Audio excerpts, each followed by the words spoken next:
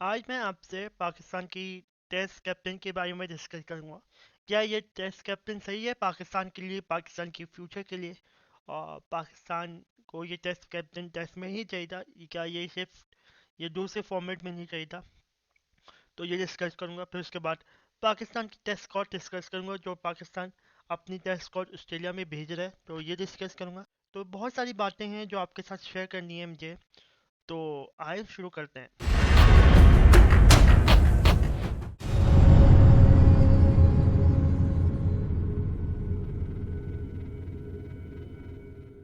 Hi, I am sports फ्यून hub.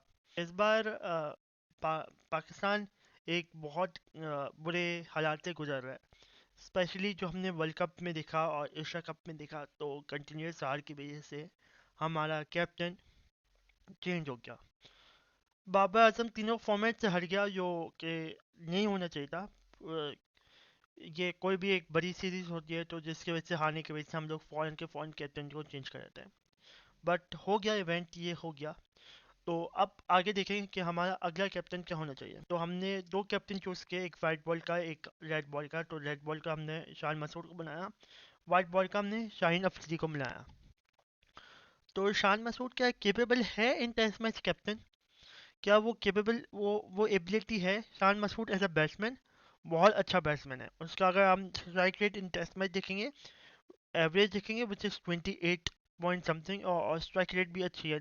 Shan Masood की strike rate 48 है और वो बहुत अच्छा टेस्ट मैच बैट्समैन है। अगर हम लोग ऑस्ट्रेलिया का टूर ही देखें 2019 का, तो वहाँ पर उसकी स्ट्राइक रेट डिफरेंट है और वो वहाँ पर भी अच्छी स्ट्राइक रेट है उसकी।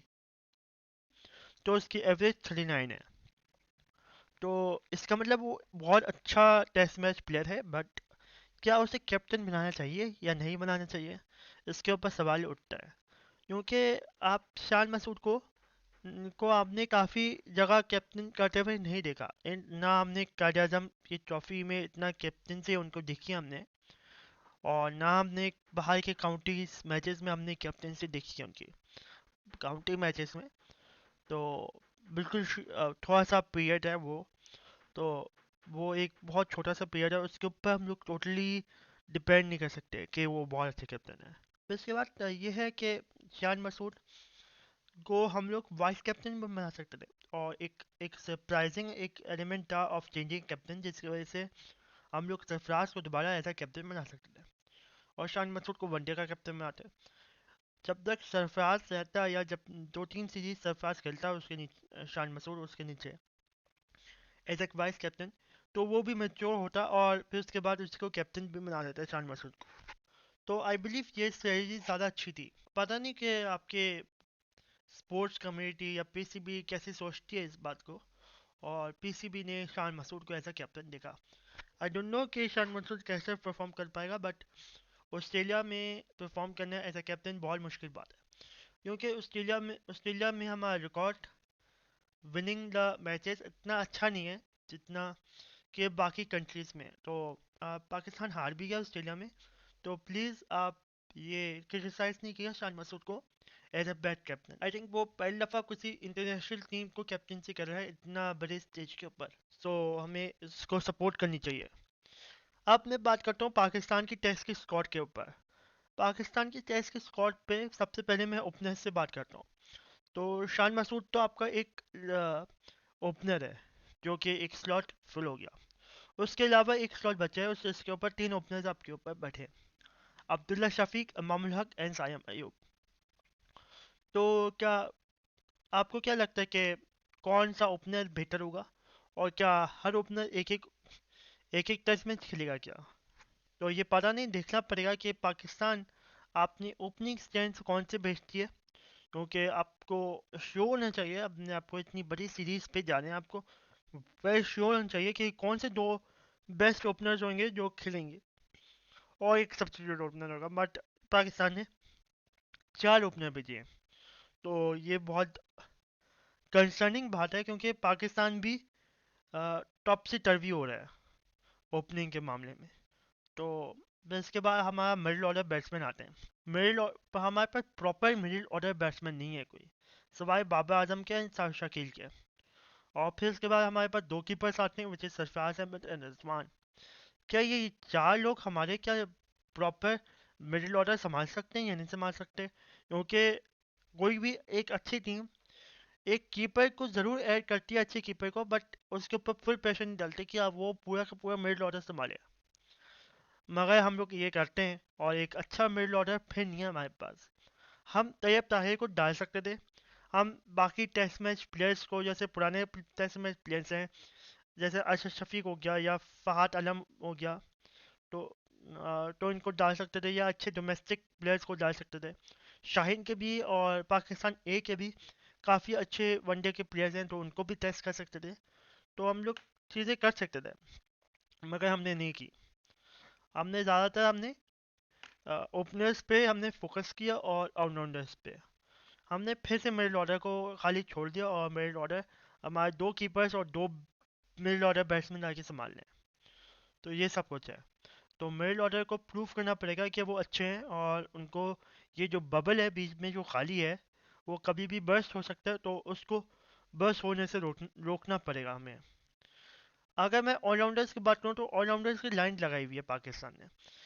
अगर मैं फ़हीम अशरफ की बात करूँ, आमिर जमाल की बात करूँ, या मैं वसीम जूनियर की बात करूँ, या मैं आगा सलमान की बात करूँ, तो हमारे पास चार चार ऑलराउंडर है, जो कि बहुत बड़ी बात है। क्योंकि आप ऑस्ट्रेलिया में आ रहे हो, हाँ पता है हमें ऑलराउंडर की ज़रूरत है। हमें चार फास्ट बॉलर की ज़रूरत पड़ेगी, या हमें एक ऑलराउंडर स्पिनर की ज़रूरत पड़ेगी जो हमारे जो संभाल सके। बट ऐसा भी नहीं है कि हम लोग ये भूल जाएं कि ऑलराउंडर्स की वजह से हमारा मिडिल ऑर्डर अफेक्ट हो रहा है।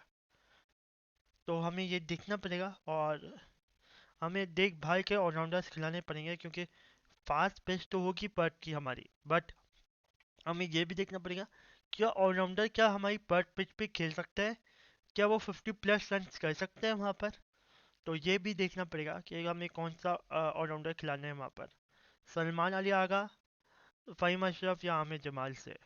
Wasim junior can be option, मगर वो ज़्यादातर बॉलर और बॉलिंग ऑलराउंडर है, तो आप बॉलिंग में ही खिलाएंगे एट पर, या उससे नीचे थोड़ा सा। आपके पास फास्ट बॉलिंग में काफ़ी अच्छे ऑप्शन है, which is led by Shaheen Shah Afridi. तो शाहिन शाह अफरीदी एक बहुत अच्छा टैलेंटेड बॉलर है, मगर उसका एक छोटा सा एक कंसर्न है जो मैं अभी इसके बाद शेयर करूँगा। पहले मैं फास्ट बॉलिंग की बात कर लूँ तो शाहिन शाह अफरीदी, अबला मीर हमजा, फिर उसके बाद आपका हसन अली और खुरम शहजाद, चार आपके फास्ट बॉलर हैं, ब्रिलियंट फास्ट बॉलर्स, और हमें अच्छे फास्ट बॉलर्स चाहिए। हाँ, हमने कुछ फास्ट बॉलर्स को मिस किया है, which is Dhani and Abbas Afridi. तो हम लोग इन दोनों को चांस दे सकते थे, और शाहीन को और हसन अली को रेस्ट दे सकते थे, क्योंकि ये दोनों वर्ल्ड कप की बात आए। तो हम लोग इनको रेस्ट दे सकते थे, और इनकी जगह हम लोग डिफरेंट बॉलर्स के साथ जा सकते थे। और बेसिकली उन दो बॉलर्स को हम लोग टेस्ट के लिए ही प्रिपेयर करते हैं, रादर देन किसी और के लिए। और शाहीन को हम लोग देख लेते हैं एज T20, क्योंकि वो T20 का भी कैप्टन है, तो वो T20 तो छोड़ नहीं सकता। तो शाहीन को रेस्ट देना चाहिए था आपको, मगर नहीं दिया। मगर मेरी गुजारिश है पाकिस्तान PCB से कि वो एक टेस्ट में ही खिलाएं शाहीन को, ज़्यादा नहीं खिलाएं, वरना उसकी बॉडी को इफेक्ट पड़ सकता है। तो ये सब कुछ है जो देखना पड़ेगा पाकिस्तान को। अगर मैं स्पिनर्स की बात करूँ तो पाकिस्तान ने फिर लैग किया स्पिनर में। आपके पास एक ऑलराउंडर स्पिनर है, एक प्रॉपर ऑफ स्पिनर है, और एक लेगी है। आपके पास एक ऑलराउंडर स्पिनर है विजय सलमान अली आगा, जो इतनी टर्न नहीं करता, वो सिर्फ लाइन और लेंथ से ही खेलता है बॉल, तो वो टेस्ट मैच में इतना अच्छा नहीं होता। आप उसको आराम से टैकल कर सकते हैं, क्योंकि टेस्ट मैच में तो काफ़ी टाइम होता है आपके पास, तो आप काफ़ी टैकल कर सकते हैं उसे। बात है नुमान अली की, तो नुमान अली एक बड़ा टर्नर है बॉल का। ऑस्ट्रेलिया में भी उसकी बॉल इतनी टर्न ना हो, जिसकी वजह से उसे विकेट्स ना मिले। हाँ, वो विकेट टेकर है, बट दूसरी जगह उसकी इकॉनमी भी अजीब सी है। वो बहुत रन देता है, और अगर उसने 150 से अबव रन दे दिया, या 100 से अबव रन दे दिया, और उसने 3-4 विकेटें ली, तो वो भी पाकिस्तान के लिए कंसिडरिंग होगा। क्योंकि पाकिस्तान ऑस्ट्रेलिया को 350+ रन्स करेगा, या 300+ रन्स करेगा, तो पाकिस्तान के लिए कंसिडरिंग होगा, क्योंकि ऑस्ट्रेलियन फास्ट बॉलर्स काफ़ी अच्छे हैं। और हमने वर्ल्ड कप में भी देखा कि काफ़ी अच्छे हैं, और हेजलवुड, पैट कमिंग्स और स्टार्क ये वगैरह निकलेंगे और बॉल करेंगे। और बाकी अगर उनके बिग बैच से भी बॉलर्स निकलते हैं तो वो भी काफ़ी अच्छे बॉलर्स थे। तो ये सब कुछ देखना पड़ेगा पाकिस्तान को। स्पिनिंग डिपार्टमेंट फिर हमारा वीक है, और Noman Ali is not a future, क्योंकि नुमान अली की एज बहुत हो गई है और हमें एक यंग ऑफ स्पिनर चाहिए जो कि अच्छा टर्न करता हो, अच्छी रिप एंड स्पिन करता हो और विकेट लेता हो। तो हमें एक अच्छा ऑफ स्पिनर चाहिए जो हमारे टीम में नहीं है, बिल्कुल नहीं है, और हमें देखना पड़ेगा फ्रॉम द डोमेस्टिक और शाहीन और पाकिस्तान ए। और फिर उसके बाद अगर मैं लेग स्पिन की बात करूँ, तो लेग स्पिन में वो फ्लेयर नहीं है जो जो दानिश के निया में था, जो यासिर शाह में था। तो वो फ्लेयर नहीं है इब्रार के अंदर। हाँ, Ibrar is quick in the air, और वो बहुत अच्छी गेंद करता है, लाइन और लेंथ में गेंद करता है, जिसकी वजह से वो विकेट्स भी लेता है। और उसकी क्विकर वन एक वाइट वाइटल बॉल है उसकी विकेट लेने की। बट ऑस्ट्रेलिया में पेस के ऊपर कोई घबराएंगे नहीं, क्योंकि दे लाइक पेस। तो वहाँ पर लिटिल स्लोवर भी बॉल करनी पड़ेगी।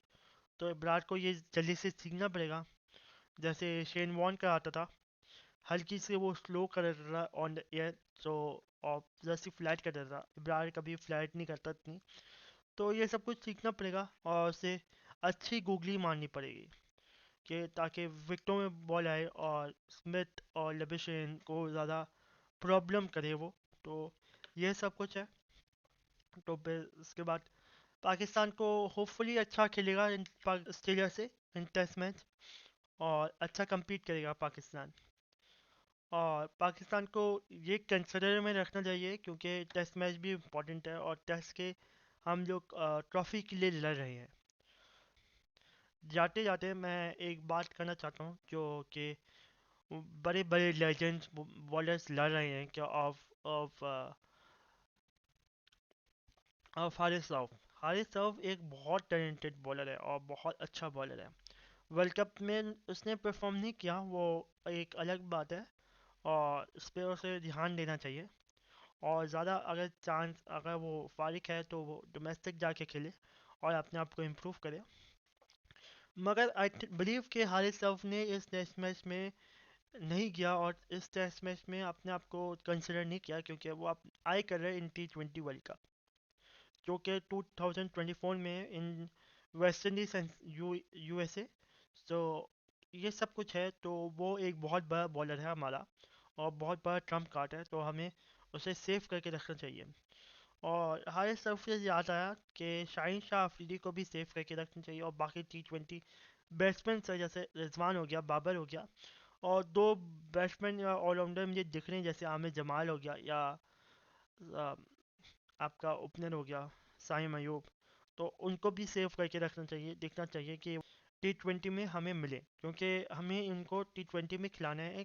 क्योंकि हमारी हमारी T20 की बेंच स्ट्रांग हो, अगर बेंच स्ट्रांग होगी तो हम लोग T20 कप जीतेंगे, वरना नहीं जीतेंगे। सो होप आपको मेरी वीडियो अच्छी लगी हो और पसंद आई हो। प्लीज़ लाइक किया, शेयर करिएगा, कमेंट किया और सब्सक्राइब किया। और अभी तक के लिए अल्लाह हाफिज़, शब बख़ैर एंड थैंक यू।